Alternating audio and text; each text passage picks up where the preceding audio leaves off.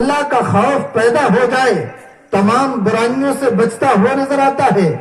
جس کے سینے میں اللہ کا خوف پیدا ہو جائے وہ چھوٹوں پر شفقت اور بڑوں کا ادب کرتا ہوا نظر آتا ہے۔ جس کے سینے میں اللہ کا خوف پیوست ہو جائے قسم خدا کی وہ اللہ تبارک و تعالی کے فرامین پر عمل کرتا ہوا نظر آتا ہے اور اپنے نبی کا پکا سچا غلام بنتا ہوا نظر آتا ہے۔ جس کے سینے میں اللہ کا خوف پیدا ہو جائے تو وہ اپنے اماموں کا ادب و احترام کرتا ہوا نظر آتا ہے۔ جس کے سینے میں اللہ کا خوف پیدا ہو جائے تو دوسروں کو سہارا دیتا ہوا نظر آتا ہے، غریبوں کی مدد کرتا ہوا نظر آتا ہے، بے سہاراؤں کا سہارا بنتا ہوا نظر آتا ہے۔ جس کے سینے میں اللہ کا خوف پیدا ہو جائے میرے عزیز ساتھیوں اور بزرگوں وہ اپنے قوم کا امام بنتا ہوا نظر آتا ہے۔ لیکن آج ہمارے سینوں سے اللہ کا خوف نکلتا چلا جا رہا ہے۔ آج ہمارے سینوں میں اللہ کا خوف نہیں ہے، اللہ کا ڈر نہیں ہے۔ اگر آج بھی ہمارے سینوں میں اللہ کا ڈر، اللہ کا خوف پیدا ہو جائے تو رات کے سناٹے میں ہم اپنے رب کی عبادت کرتے ہوئے نظر آئیں، ہم اللہ تبارک و تعالی کا ذکر کرتے ہوئے نظر آئیں۔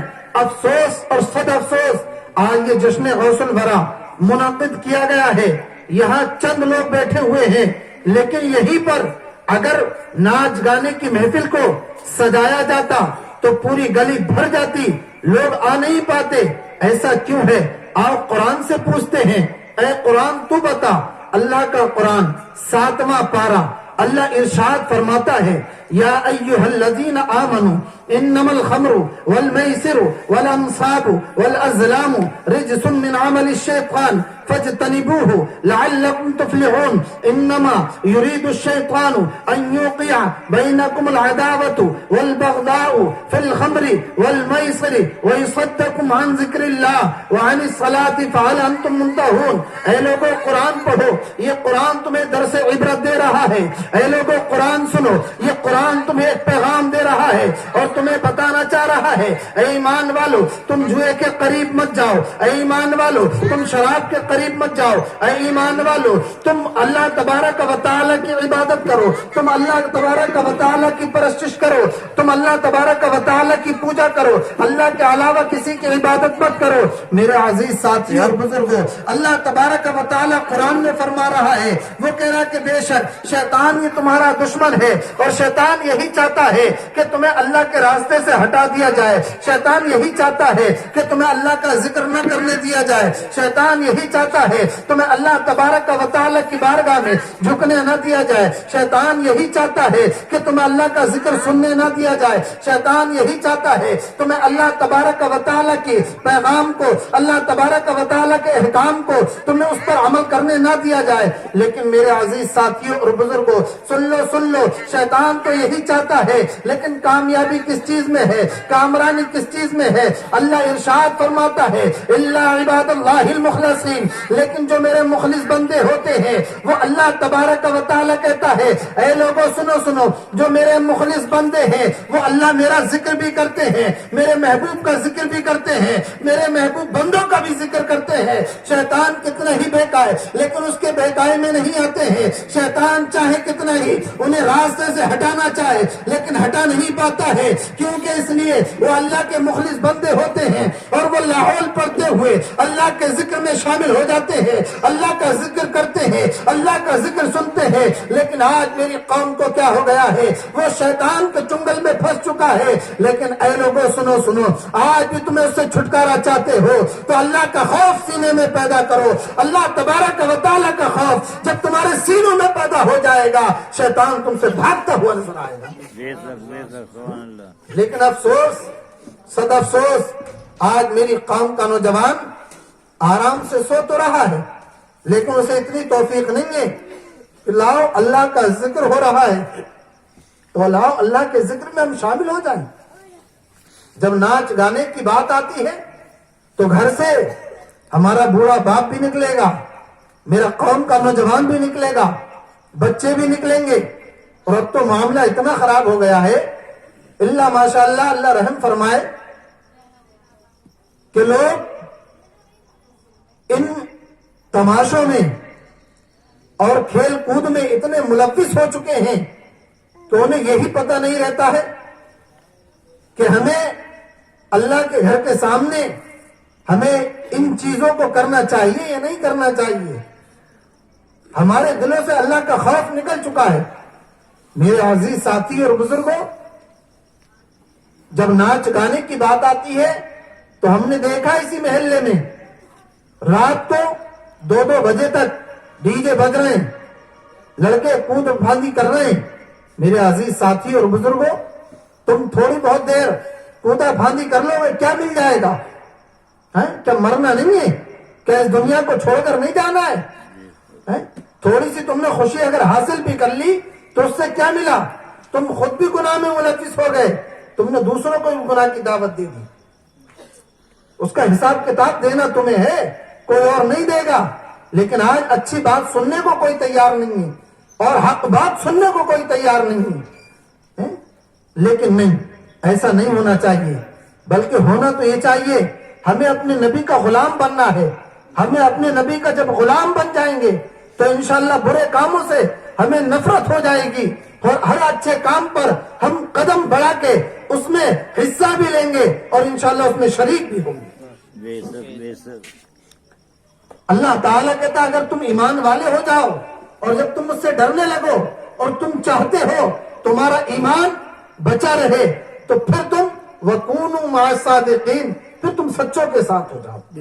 اگر تم چاہتے ہو تمہارا ایمان بچا رہے، اگر تم یہ چاہتے ہو کہ شیطان سے تمہارا ایمان بچا رہے تو تم اللہ والوں کے قدموں کو پکڑ لو اور ان کی چوکھٹ سے وابستہ ہو جاؤ، تمہارا ایمان بچا رہے. اللہ والے کون ہیں؟ یہ اللہ کے برگزیدہ بندے. ہمارے جلیسر میں قطب جلیسر حضرت ابراہیم شاہ رحمت اللہ تعالی علیہ یہ اللہ والے ہیں، اللہ کے برگزیدہ بندے ہیں، یہ سچے ہیں. ان کے دامن سے وابستہ ہو جاؤ اور تم جب ان کے دامن سے وابستہ ہو جاؤ گے تو تم کامیاب ہو جاؤ گے. تمہارا ایمان پر کوئی ڈاکہ نہیں ڈال سکتا میرے عزیز ساتھی اور بزرگوں. لیکن افسوس، سب افسوس، بعض اوقات تو مجھے کہتے ہوئے بھی بڑا عجیب سا لگتا ہے کہ میری قوم کا نوجوان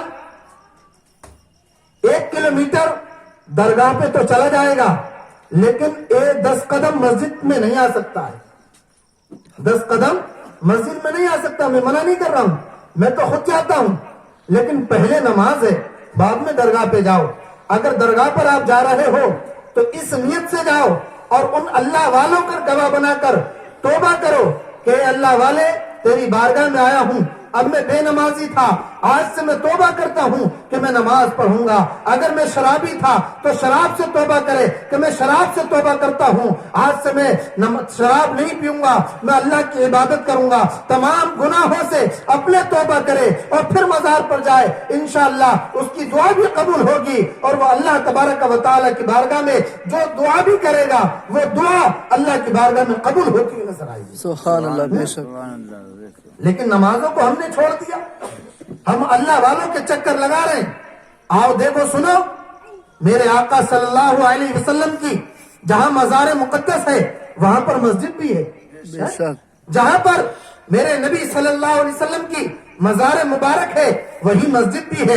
جہاں پر حضرت حضور غوث پاک کا مزار پاک ہے وہیں پر مسجد بھی ہے. جہاں خواجہ پاک کا مزار پاک ہے وہاں مسجد بھی ہے. جہاں صابر پاک کا مزار ہے وہاں مسجد بھی ہے. جہاں پر حضور بختیار کاکی رحمت اللہ علیہ کا جہاں پر مزار ہے وہیں مسجد بھی ہے. جہاں نظام الدین اولیاء کا مزار پاک ہے وہاں مسجد بھی ہے. جہاں اعلیٰ حضرت کا مزار پاک ہے وہاں مسجد بھی ہے. جہاں ماررہ کے مطہرہ بزرگوں کا مزار ہے وہی مسجد بھی ہے. جہاں پر مخدوم صابر کلیری کا مزار پاک ہے وہاں مسجد بھی ہے. جہاں اعلیٰ حضرت کا مزار پاک ہے وہاں مسجد بھی ہے. کہیں اور مت جاؤ، جاؤ دیکھ لو جلیسر میں جہاں پر حضرت ابراہیم شاہ کا مزار پاک ہے وہاں مسجد بھی ہے. یہ پیغام دے رہے ہیں اور یہ بتا رہے ہیں اے لوگوں سن لو، ہماری بارگاہ میں تم بعد میں آنا، پہلے اللہ کی عبادت کرو تب ہماری بارگاہ میں. سبحان اللہ، سبحان اللہ. اللہ اکبر. یا رسول اللہ، یا غوث، زندہ باد. اللہ اکبر. میرے عزیز ساتھی اور بزرگوں، تعجب، آج انسان کہتا ہے کہ ہم پریشان ہیں، ہم پریشانیوں میں ملوث ہو گئے، ہم اللہ والوں کی بارگاہ میں جاتے ہیں لیکن ہماری دعا قبول ہی نہیں ہوتی، ہماری دعا قبول ہی نہیں ہوتی۔ آؤ سنو میرے عزیز ساتھی اور بزرگوں، بغداد شریف کو کون نہیں جانتا، سب جانتے ہیں، لیکن میرے عزیز ساتھی اور بزرگوں، اس بغداد شریف پر 7 لاکھ تاتاریوں نے حملہ کیا۔ اللہ اکبر۔ میرے عزیز ساتھی اور بزرگوں، جب وہاں پر پلاننگ کر لی گئی اور کرنے کے بعد پھر وہاں سے بغداد شریف سے کچھ لوگ اٹھے جو کہ پیسے والے تھے، روپیے والے تھے، مالدار تھے۔ میرے عزیز ساتھی اور بزرگوں، انہوں نے سوچا چلو اللہ والے کی بارگاہ میں چلتے ہیں۔ ایک اللہ والا جو کہ پہاڑ کی چوٹی پر ہے، اللہ اکبر۔ میرے عزیز ساتھی اور بزرگوں، اب یہ تمام لوگ اکٹھا ہو کر، بغداد شریف کے چنندہ لوگ اکٹھا ہو کر اللہ والے کی بارگاہ میں جاتے ہیں، اور جانے کے بعد وہ کون اللہ والا ہے؟ وہ ہے جن کا نام ہے حضرت خواجہ حسین، حضرت خواجہ ابو الحسین خرقانی۔ ان کی بارگاہ میں جاتے ہیں اور جانے کے بعد آواز دیتے ہیں، دستک دیتے ہیں دروازے پر کہ ہم آئے ہیں۔ کہا کون آئے ہو؟ کہا ہم بغداد سے آئے ہیں، ہم امیر ہیں، ہم پیسے والے ہیں۔ انہوں نے کہا ہم سیٹھ ہیں۔ اللہ اکبر۔ لیکن حضرت ابو الحسین خرقانی نے اپنا دروازہ نہیں کھولا، کہا یہاں پر کسی امیر کے لیے اجازت نہیں ہے، میں تو غریب ہوں، میرے پاس کوئی دولت نہیں ہے، میرے پاس کوئی روپیہ نہیں ہے، امیروں کے لیے جگہ نہیں ہے، میں تو غریب ہوں، یہاں تو غریب لوگ آیا کرتے ہیں۔ اللہ اکبر۔ بہت اصرار کیا لیکن آپ نے دروازہ نہیں کھولا۔ اب یہ مایوس ہو کے جانے لگے۔ راستے میں ایک شخص ملا، کہا کیسے لوٹ آئے؟ اللہ اکبر۔ کہا ہم گئے تھے خواجہ ابو الحسین خرقانی کی بارگاہ میں لیکن انہوں نے تو دروازہ ہی نہیں کھولا۔ کہا تم نے کیا کہا تھا؟ کہا ہم نے تو یہ کہا تھا حضور ہم بغداد شریف سے آئے ہیں اور ہم سیٹھ لوگ آئے ہیں۔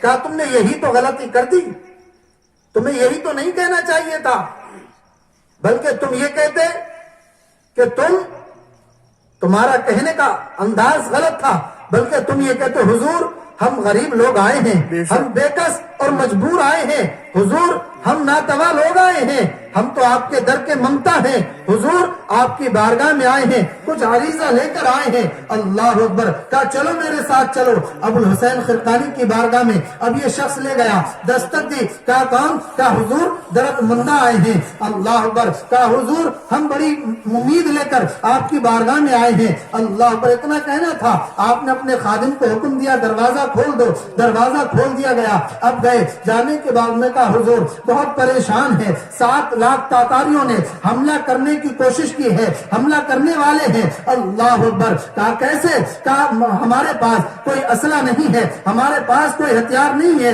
اللہ اکبر۔ میرے عزیز ساتھی اور بزرگوں، ہمارے پاس کوئی پلاننگ نہیں ہے۔ اللہ اکبر۔ اتنا کہنا تھا، حضرت خواجہ ابو الحسین خرقانی فوراً جوش میں آ گئے اور رقت طاری ہو گئی۔ آپ نے اپنا کٹورا اٹھایا جس میں آپ پانی پیا کرتے تھے، وہ لکڑی کا کٹورا اٹھایا اور اٹھانے کے بعد میں اوپر اچھالا اور اچھالنے کے بعد فوراً اس کو نیچے مار دیا زمین سے اور کہا جاؤ ہم نے بغداد کو اپنے اس پیالے کے اندر بند کر لیا ہے۔ اللہ اکبر۔ میرے عزیز ساتھی اور بزرگوں، اب ذرا غور و فکر کرو۔ حضرت ابو الحسین خرقانی نے اپنا پیالہ اٹھایا اور اٹھانے کے بعد نیچے رکھ دیا، کہا جاؤ اب ہم نے بغداد کو اپنے اس پیالے کے نیچے بند کر لیا۔ اللہ اکبر۔ میرے عزیز ساتھی اور بزرگوں، اب ذرا غور و فکر تو کرو اور ذہن کو حاضر کرو۔ اس میں کچھ لوگ ایسے بھی تھے جن کا ایمان پختہ نہیں تھا، لیکن کچھ لوگ ایسے بھی تھے ان کا ایمان پختہ تھا۔ جن کا ایمان پختہ نہیں تھا تو وہ سوچنے لگے یہ چھوٹا سا کٹورا اور بغداد راجدھانی ہے، اس میں کیسے آ سکتا ہے، کیسے ڈھک سکتا ہے۔ اللہ اکبر۔ میرے عزیز ساتھی اور بزرگوں، لیکن جو ایمان والے تھے، جن کا ایمان پختہ تھا، وہ سمجھ گئے یہ تو کٹورا ہے، جب اس کٹورے میں بغداد آ سکتا ہے تو وہ میرے نبی کی کملی ہے۔ میرے نبی اپنی کملی میں ہم گناہگاروں کو کیوں نہیں چھپا سبحان سکتے؟ اللہ، سبحان ہم اللہ۔ گناہگاروں کو بھی چھپا لیں گے۔ تبھی تو شاعر نے کہا ہے ڈھونڈا ہی کرے صدر قیامت کے سپاہی، وہ کس کو ملے جو تیرے دامن میں چھپا ہو۔ سبحان اللہ، سبحان اللہ۔ میرے عزیز ساتھی اور بزرگوں، اب تاتاریوں نے حملہ کر دیا۔ 3 دن ہو گئے بغداد کو ڈھونڈ رہے ہیں لیکن بغداد نہیں مل رہا ہے۔ سبحان سبحان اللہ، اللہ۔ پریشان ہے، بغداد کہاں ہے؟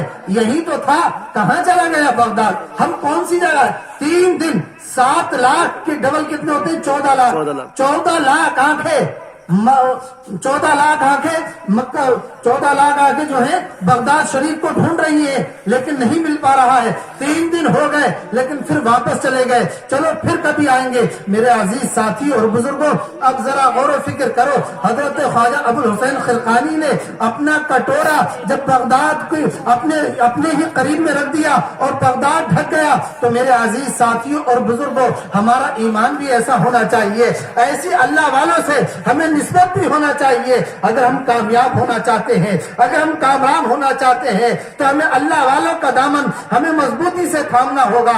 اللہ والوں کا دامن جب ہم مضبوطی سے تھام لیں گے تو انشاءاللہ ہم کامیاب ہو جائیں گے، ہم کامران ہو جائیں گے۔ میرے عزیز ساتھی اور بزرگوں، یہ تو خواجہ ابو الحسین خرقانی ہیں، لیکن وہ لوگ، ان لوگوں کی بات سنو جو کہ ابھی ایمان لے کر نہیں آئے ہیں، کلمہ پڑھنے والے نہیں ہیں، اللہ کی عبادت نہیں کرتے ہیں، اللہ کا ذکر نہیں کرتے، اللہ کی تعریف نہیں کرتے، اللہ کا تذکرہ نہیں کرتے، اور ان کی بات بھی تو سنتے ہیں۔